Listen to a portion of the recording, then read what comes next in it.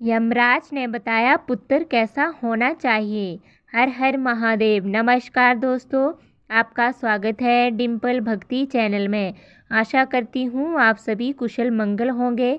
तो दोस्तों, एक ऐसी चीज़ जो मृत्यु को भी टाल नहीं सकती है, इस विषय में यमराज और बालक की यह कथा अवश्य सुननी चाहिए। जो भी इस कथा को सुनता है उसके कोटि कोटि के पाप जलकर भस्म हो जाते हैं। यह कहानी सत्य, धर्म और प्रेम के अद्भुत महत्व को दर्शाती है। एक पुत्र को कैसा होना चाहिए, इस कथा में समझाया गया है। दोस्तों, कथा को पूरा सुनिएगा। भगवान कृष्ण जी कहते हैं, आधा अधूरा ज्ञान घातक होता है, इसलिए कथा को पूरा सुनिए। तो चलिए दोस्तों, शुरू करते हैं। दोस्तों, पूर्व काल की बात है। एक छोटे से गांव में एक बालक जिसका नाम उत्तम था, वह अपनी माता के साथ निवास करता था। वह अपने जीवन के प्रारंभिक वर्षों में ही कठिनाइयों से घिरा हुआ था। उसके पिता का देहांत उसके जन्म के समय ही हो गया था और उसकी माता सुनंदा ने उसे बड़ी मेहनत और प्रेम से पाला था। सुनंदा ने उत्तम को न केवल अच्छे संस्कार दिए बल्कि उसे धर्म, सत्य और ज्ञान का महत्व भी सिखाया। सुनंदा हर दिन सुबह तुलसी के पौधे पर जल चढ़ाती, भागवत गीता के श्लोक पढ़ती और उत्तम को सिखाती कि जीवन में सबसे बड़ा धर्म दूसरों की सेवा करना है। उत्तम का हृदय अत्यंत कोमल और बुद्धिमान था। वह अपनी माता का आदर करता और उनके हर शब्द को आत्मसात करता। लेकिन जब उत्तम मात्र 8 वर्ष का था, उसकी माता बीमार पड़ गई। उसने जितना हो सका उपचार कराया, लेकिन उसकी माता की स्थिति दिन ब दिन बिगड़ती गई। एक दिन जब वह अंतिम सांस ले रही थी, तब यमराज वहां प्रकट हुए। यमराज का स्वर गंभीर और तेजस्वी था। उन्होंने कहा, हे सुनंदा, तुम्हारे समय की पूर्णता हो चुकी है। चलो अब स्वर्गलोक की यात्रा करनी होगी। सुनंदा के 8 साल के पुत्र उत्तम ने यमराज को देखा तो वह भयभीत हो और दुखी हो गया। उसे समझ में आ गया था कि अब यमराज उसकी माता के प्राण लेने के लिए आए हैं, इसलिए वह सामने आकर यमराज के मार्ग में खड़ा हो गया। वह रोते हुए बोला, हे यमराज, आप मेरी माता को कहाँ ले जा रहे हैं? वह मेरी पूरी दुनिया है, मैं उनके बिना नहीं रह सकता, कृपया उन्हें ना ले जाएं। यमराज ने गंभीरता से उत्तर दिया, बालिक, यह संसार नियमों से बंधा है।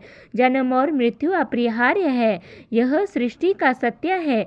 तुम्हारी माता ने अपना कर्म पूरा किया, अब उन्हें मेरे साथ चलना होगा। उत्तम ने साहस जुटाकर कहा, हे यमराज, यदि मृत्यु ही सत्य है तो कृपया मुझे इस सत्य को समझाने का अवसर दें। मैं आपसे कुछ प्रश्न पूछना चाहता हूँ। यदि आप मेरे प्रश्नों का उत्तर दे सके तो मैं आपकी बात मान लूँगा। यमराज ने जब देखा कि बालक उत्तम अपनी माता को छोड़ने के लिए तैयार नहीं है और उसे रोकने के लिए अपनी बुद्धि का सहारा ले रहा है, तो उन्होंने गंभीर स्वर में कहा, हे बालक, यदि तुम इतनी गहरी बातों को समझते हो तो पूछो। तो तुम्हारे जो भी प्रश्न हो, मुझे भी ये जानने की उत्सुकता है कि एक 8 वर्षीय बालक में इतनी समझ कैसे हो सकती है। बालक ने सिर झुकाकर कहा, हे यमराज, यदि आप प्रश्नों के उत्तर ना दे पाए तो कृपया आप मेरी माता को अभी अपने साथ ना ले जाएं। यमराज ने अपनी गदा नीचे टिकाते हुए कहा, संकेत दिया, ठीक है, पूछो तुम्हारे जो भी प्रश्न है। बालक ने पहला प्रश्न पूछा, हे यमराज, वह क्या है जो बिना रुके चलता है, उसे कोई रोक नहीं सकता और जो सभी को साथ ले जाता है? यमराज को उत्तर पता था, किंतु उन्हें बालक के ज्ञान की परीक्षा लेनी थी, इसलिए वह मौन रहे और उन्होंने बालक से कहा, हे बालक, तुम ही बताओ वह क्या है। कुछ क्षण की शांति के बाद बालक स्वयं उत्तर देता है, हे यमराज, यह समय है। समय ही वह शक्ति है जो बिना रुके निरंतर चलता रहता है। इसे ना कोई राजा रोक सकता है, ना कोई भिखारी। यह ना तो किसी की प्रतीक्षा करता है, ना किसी के लिए पीछे मुड़ता है। समय अपने नियमों से चलता है और सभी को अपनी गति में बांधकर साथ ले जाता है, चाहे कोई इसे समझे या ना समझे। समय की धारा सदा प्रभावित रहती है। हे यमराज, समय ना राजा को छोड़ता है ना भिक्षु को। यह बच्चों से लेकर वृद्धों तक सभी के जीवन को अपनी धारा में बहा ले जाता है। इसे ना कोई बांध सकता है ना कोई मोड़ सकता है। और सबसे महत्वपूर्ण बात यह है कि समय हमें यह सिखाता है कि हर क्षण अनमोल है। जो इसे पहचानता है वह अपने जीवन को धन्य बना सकता है। यमराज बालक के उत्तर से बहुत प्रभावित हुए। उन्होंने बालक के उत्तर की प्रशंसा की और अगला प्रश्न पूछने के लिए कहा। फिर बालक ने दूसरा प्रश्न पूछा, हे यमराज, ऐसा क्या है जो सदा सत्य है फिर भी हर किसी को डराता है? यमराज ने बालक से ही पूछा, हे बालक, तुम ही बताओ वह क्या है? बालक ने उत्तर दिया, यह मृत्यु है। मृत्यु सदा सत्य है। यह सृष्टि का अटल नियम है। जो जन्म लेता है वह एक दिन मृत्यु को प्राप्त होगा, चाहे वह राजा हो, रंक हो, ज्ञानी हो या साधारण व्यक्ति। मृत्यु सभी के लिए अपरिहार्य है, लेकिन यह सत्य इतना कठोर है कि इसे स्वीकार करने का साहस बहुत कम लोगों में होता है। मृत्यु के विषय में हर कोई जानता है, फिर भी इसे हर कोई भूलना चाहता है। जब तक जीवन में सुख और समृद्धि होती है तब तक कोई मृत्यु को याद नहीं करता, लेकिन जब मृत्यु का साया पास आता है तब हर व्यक्ति भयभीत उठता है। यह भय इसलिए है क्योंकि मृत्यु जीवन की समाप्ति नहीं बल्कि जीवन के कर्मों का लेखा जोखा है। मृत्यु हमें हमारे कर्मों का फल देती है। यही कारण है कि जो अपने कर्मों में सत्य और धर्म का पालन करते हैं वह मृत्यु से नहीं डरते, लेकिन जो अपने कर्मों से पथभ्रष्ट होते हैं वह इससे घबराते हैं। मृत्यु अटल है क्योंकि यह जीवन का सबसे बड़ा सत्य है, परंतु इसे समझने और स्वीकार करने के लिए आत्मा का विकास और सत्य का बोध आवश्यक है। मृत्यु केवल एक अंत नहीं बल्कि एक नई शुरुआत है जो आत्मा को उसके अगले कर्मों की यात्रा पर ले जाती है। यम का मुख और गहन हो गया। यमराज ने अपने मन में सोचा, यह बालक अपने सत्य और प्रेम के बल पर मृत्यु के कठोर सत्य को भी स्वीकार कर चुका है। ऐसे ज्ञान और साहस की परीक्षा लेना मेरे लिए भी गौरव की बात है। बालक ने अगला प्रश्न पूछा, हे यमराज, एक ऐसा रिश्ता बताइए जो जन्म से शुरू होता है परंतु मृत्यु के बाद भी समाप्त नहीं होता। यमराज ने फिर से बालक को उत्तर देने के लिए कहा। उत्तर देते हुए बालक बोला, यह माता और पुत्र का रिश्ता है। माता का प्रेम पुत्र के जीवन की नींव है। यह रिश्ता केवल जन्म और मृत्यु का नहीं है, यह आत्मा से जुड़ा हुआ है। यमराज बालक की बातों पर गंभीरता से विचार करने लगे। फिर उन्होंने उसे अगले प्रश्न पूछने के लिए कहा। बालक ने अगली पहेली पूछी, हे यमराज, ऐसा क्या है जो दिखाई नहीं देता परंतु इसे हर कोई अनुभव करता है और इसके बिना कोई जीवित नहीं रह सकता? यमराज ने गंभीरता से बालक की ओर देखा और कहा, बताओ बालक, तुम्हारी इस पहेली का उत्तर क्या है? उत्तर देते हुए बालक ने कहा, हे यमराज, यह प्रेम है। प्रेम वह शक्ति है जो दिखाई नहीं देती परंतु इसे हर कोई अपने भीतर अनुभव करता है। यह वह अदृश्य ऊर्जा है जो इस सृष्टि को जीवित रखती है। प्रेम को ना देखा जा सकता है ना छुआ जा सकता है, लेकिन यह हर जीव के जीवन का आधार है। यह एक ऐसी अनुभूति है जो जन्म से लेकर मृत्यु तक हर व्यक्ति के साथ रहती है। माता का पुत्र के प्रति प्रेम इसका सबसे बड़ा उदाहरण है। मेरी माता ने मुझे इस दुनिया में जन्म दिया, लेकिन यह प्रेम ही था जिसने उन्हें मुझे पालने और संस्कार देने की शक्ति दी। उनका प्रेम ना तो मुझे दिखाई देता है ना मैं उसे छू सकता हूँ, परंतु मैं हर क्षण उसे अनुभव करता हूँ। उनकी आँखों में, उनके समक्ष में और उनके शब्दों में मैं उनके प्रेम को महसूस करता हूँ। यदि इस संसार से प्रेम को हटा दिया जाए तो कुछ भी शेष नहीं रहेगा। प्रेम वह है जो हमें इंसान बनाता है, हमें जोड़ता है और हमें यह सिखाता है कि जीवन का वास्तविक अर्थ क्या है। यमराज ने मौन रहकर बालक के उत्तर को स्वीकार किया। उनके भीतर बालक के ज्ञान और उसकी माता के प्रति प्रेम के लिए आदर और भी गहरा हो गया। बालक के शब्दों ने उनके हृदय को छू लिया और वह अगली पहेली के लिए प्रतीक्षा करने लगे। फिर बालक ने अगला प्रश्न पूछा, है यमराज, ऐसी कौन सी चीज़ है जो एक बार टूट जाए तो दोबारा पहले जैसी नहीं होती। यमराज ने बालक की ओर देखा और कहा, तुम ही बताओ बालक, वह क्या है। उत्तर देते हुए वह बालक बोला, यह विश्वास है। यदि विश्वास टूट जाए तो उसे दोबारा पाना अत्यंत कठिन है। माता और पुत्र के रिश्ते में विश्वास सबसे अहम है। माता अपने पुत्र पर यह विश्वास करती है कि वह उसकी दी हुई शिक्षाओं का पालन करेगा, उसके प्रेम और त्याग का सम्मान करेगा। इसी प्रकार पुत्र अपनी माता पर यह विश्वास करता है कि वह उसके हर सुख दुख में साथ देगी। यह विश्वास ही उसके जीवन को अटूट बनाता है। हे यमराज, विश्वास केवल रिश्तों तक सीमित नहीं है, यह जीवन का आधार है। यदि मनुष्य अपने ईश्वर पर, अपने धर्म पर या स्वयं पर विश्वास खो दे तो उसका जीवन अंधकारमय हो जाता है। विश्वास ही वह भक्ति है जो अपने हर कठिनाई से लड़ने का साहस देती है। बालक का ज्ञान देखकर यमराज प्रसन्न हुए। उन्होंने मौन रहकर बालक के उत्तर को स्वीकार किया। उनके भीतर यह विचार और पुख्ता हो गया कि यह बालक केवल अपनी माता के प्रति प्रेम और कर्तव्य से प्रेरित नहीं है, बल्कि जीवन और रहस्य के सत्य के मूल सिद्धांतों को भी समझने में सक्षम है। यमराज बालक की अगली पहेली के लिए प्रतीक्षा करने लगे। फिर बालक ने अगला प्रश्न पूछा, ऐसा क्या है जो स्वयं मिट जाता है परंतु दूसरे के जीवन को रोशन करता है। यमराज ने आश्चर्य से बालक की ओर देखा और कहा, बताओ बालक, वह क्या है। बालक ने उत्तर देते हुए कहा, हे यमराज, यह माता है। माता अपने सुख और इच्छाओं का त्याग करती है ताकि उसका पुत्र अच्छा जीवन जी सके। फिर बालक ने अगला प्रश्न पूछा, ऐसी कौन सी चीज़ है जो हर किसी के पास है फिर भी हर किसी की अलग होती है। इस प्रश्न से यमराज गंभीर हो गए। उन्होंने जिज्ञासा से बालक की ओर देखा और उससे इस प्रश्न का उत्तर जानने के लिए उत्सुक हो गए।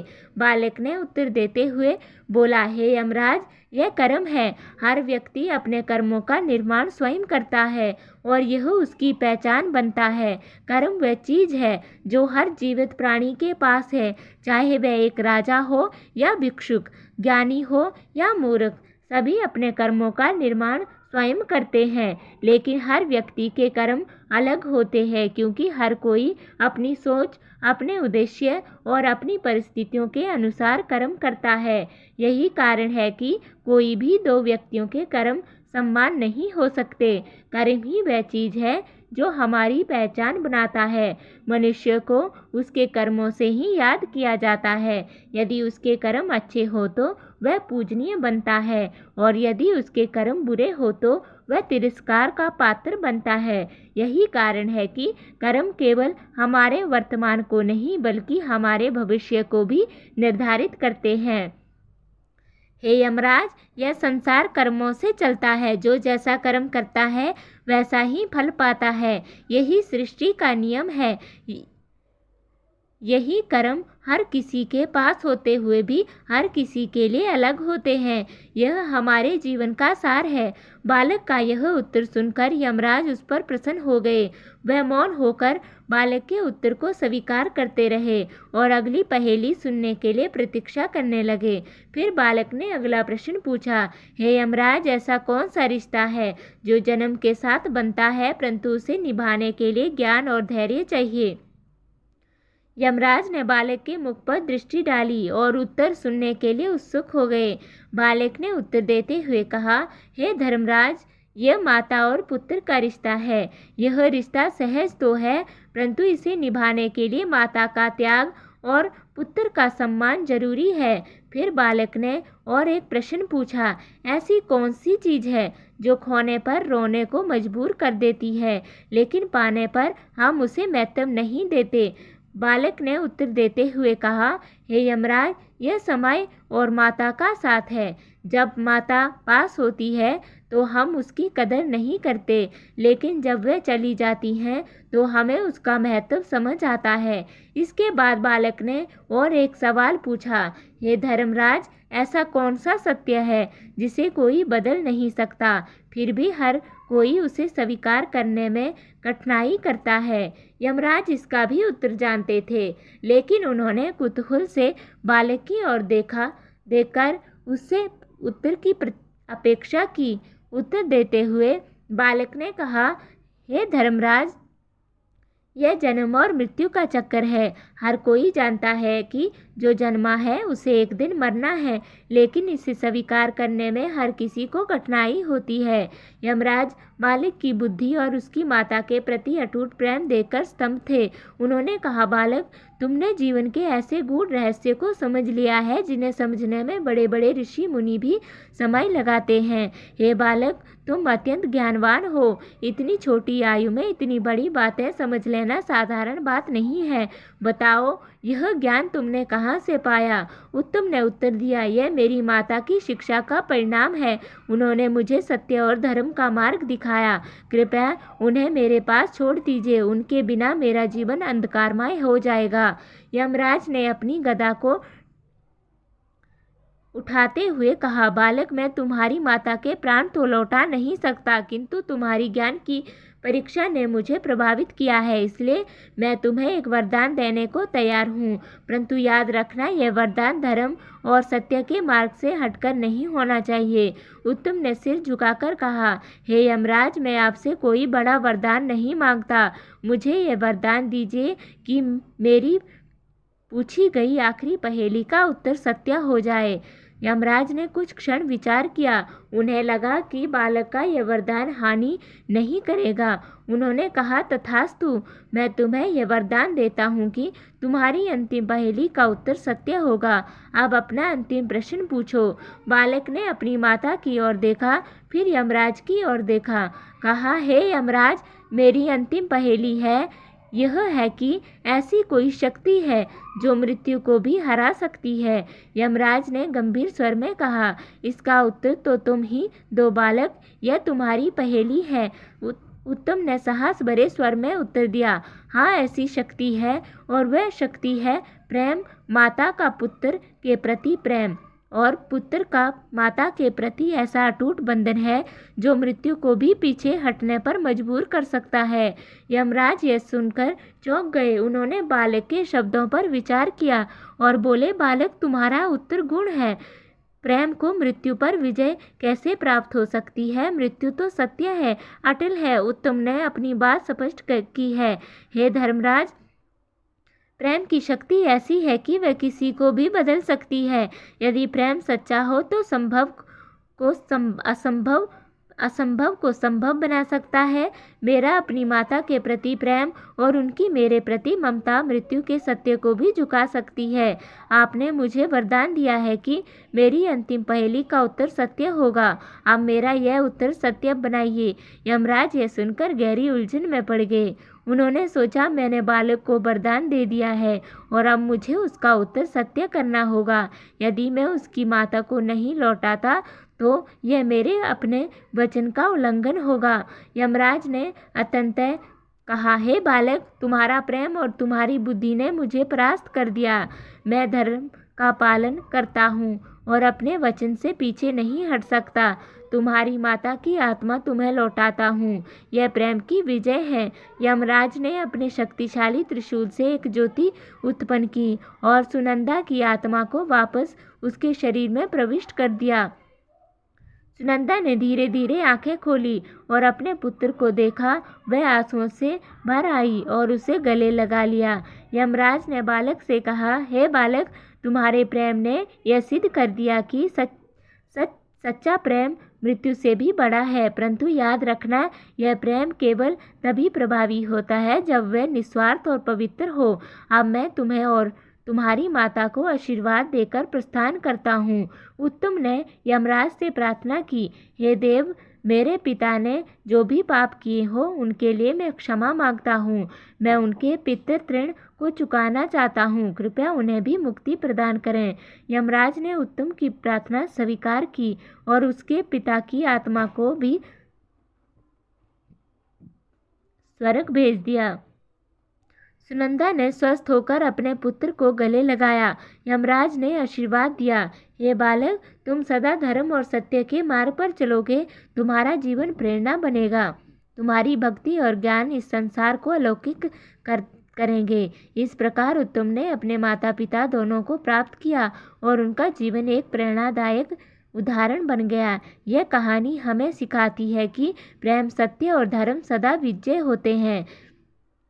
जीवन और मृत्यु तो सृष्टि के नियम हैं, लेकिन सही कर्म और ज्ञान से हम अपने जीवन को अर्थपूर्ण बना सकते हैं। तो दोस्तों, आशा करती हूँ आपको यह कथा अच्छी लगी होगी। तो दोस्तों, आपको यह कथा कैसी लगी कमेंट करके अवश्य बताएं। जानकारी अच्छी लगी हो तो वीडियो को लाइक जरूर करें और कमेंट में जय श्री कृष्णा, जय लक्ष्मी माता अवश्य लिखें। साथ ही हमारे चैनल को सब्सक्राइब करें ताकि ऐसी ही आध्यात्मिक जानकारी आपको प्राप्त हो। धन्यवाद।